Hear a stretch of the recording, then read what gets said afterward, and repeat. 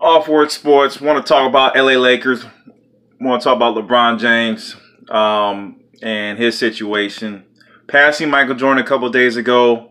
Congratulations to LeBron James on that. That's quite an achievement. I don't care what anyone thinks about the man.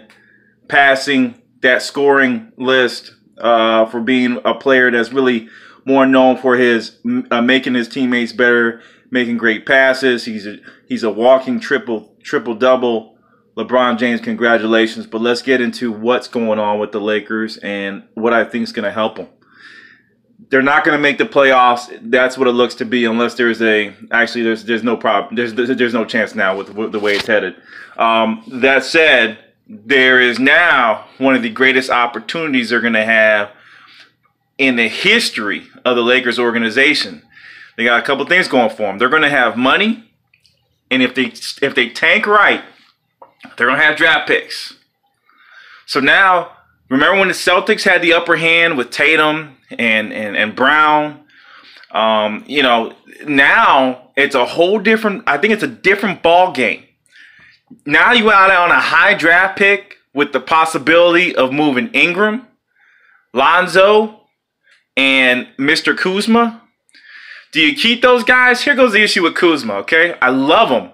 But I keep making the Robert Horry factor because he's an okay rebounder. He stretches the floor well. He is a modern-day power forward. But his slightness makes me say he's not big enough to be a power forward. Do you see him and Draymond Green butting heads all game? You know, it's just not there. Actually, I see Tatum developing more on the side of the gentleman that just went over to the 76ers, if he can get his jump shot right, Tobias Harris. Even though Tobias obviously is a much more gifted scorer, has more ball handling, has more fluid at the small forward position. But I can see Kuzma going into that role. But as far as a power forward, it's still haunting me now because I'm old school and I'm used to seeing guys, power forwards, have a little bit of post game. Anthony Davis has a little bit of post game, right? They all have a little. I haven't really seen Kuzma, so I really cannot comment too much. But I haven't seen that much of a post game. Back to the Lakers. With the high draft pick, this now sets them up for a very strong season next year. There's a couple players that are going to have to move out. If I'm the Lakers, they keep talking about Anthony Davis. There's another winner on the East Coast who I think if you're going to move Lonzo Ball, if you're going to move him, might as well move him. If you want somebody to be able to take off the load off LeBron James, be able to score. There's a guy on Charlotte. Kemba Walker to the Lakers. Kemba Walker to the Lakers. No one's really talking about him as much going to the Lakers. They're talking about the big names. You know, Anthony Davis, and maybe you can get somebody else. What about Kemba Walker and Anthony Davis on the LA Lakers? Then you surround them with the little pieces that you use, 3-and-D players, rebounders. You got McGee there. I still like McGee. I think they utilize him okay, but again, for what he was supposed to do, I think he did it. That's what you expect from JaVale McGee. You keep him. There's a couple guys on the bench I would keep, you know, and I think you can round them up with a bunch of three-point shooters, etc., and you'll be good to go because that's enough shots to go around with Davis, Kemba, and LeBron James. And now, does that beat the Warriors? No, they're going to have to find somebody else. That's why that's where Kuzma comes into play. Can you keep Kuzma? Can you keep Ingram? You need 4 potential all-stars on a team, I think, to beat the Warriors. That's your only chance. And the Houston Rockets are proving that with what they have. Okay, they got 4 potential all-stars. And you want me to go through it? If you guys are saying, who the hell? It is James Harden, Christopher Paul. I think Clint Capella can potentially be an all-star with his defensive capabilities. Okay. Okay. Now, here goes the neg, and I talked about this trade. I think that Kenneth Faried, he was an all-star. There goes your 4. All right, there goes your 4. All right. And then you add in Eric Gordon, who was a borderline all-star. So, and on the Hornets, he was well on his way to be an all-star. So that's what you need. The Lakers do not have it at this time because of the time that the young guys have for growth. Again, LeBron James is not getting younger. All right. So the next party I want to talk about is LA and their fan base.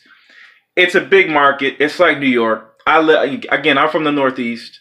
I'm from that area. We really don't care. All right. They want to win. They really don't care about your stats. Okay. They want to see a ring in a championship. So it's a tough place to live. But if we look at athletes and the comments that we hear about athletes having attitudes and athletes not being right and why do they act like this? This is why, okay? LeBron James has given his all to the NBA. I mean, he has lost part of his life playing for the NBA. He is a superstar known internationally. He really can't go anywhere without somebody saying, "Can I get an autograph?"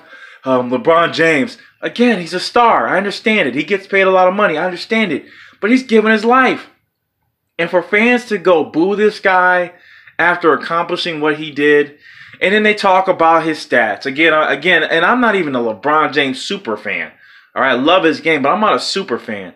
To talk about his game on some of these shows, well, he went to the finals 8 times.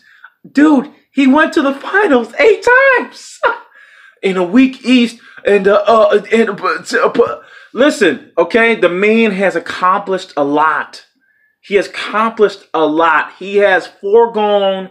He has overachieved, in my opinion, for what he is. Okay? He has overachieved. Congratulations to LeBron James.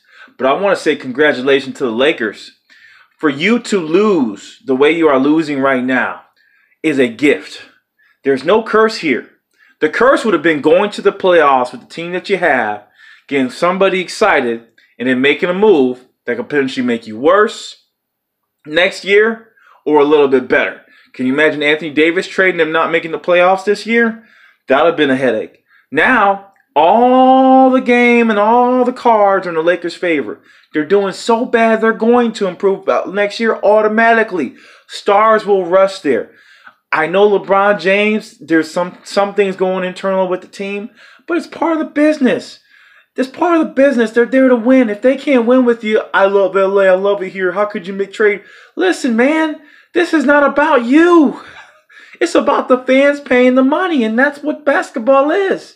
At the end of the day, I'm a fan paying money, and I want to see a team go to a championship. I hate to look at it like that, right? But it is what it is. They'll trade you at the drop of a whim if it gets them closer to a championship. Deal with it. The young guys should know this with the internet right now.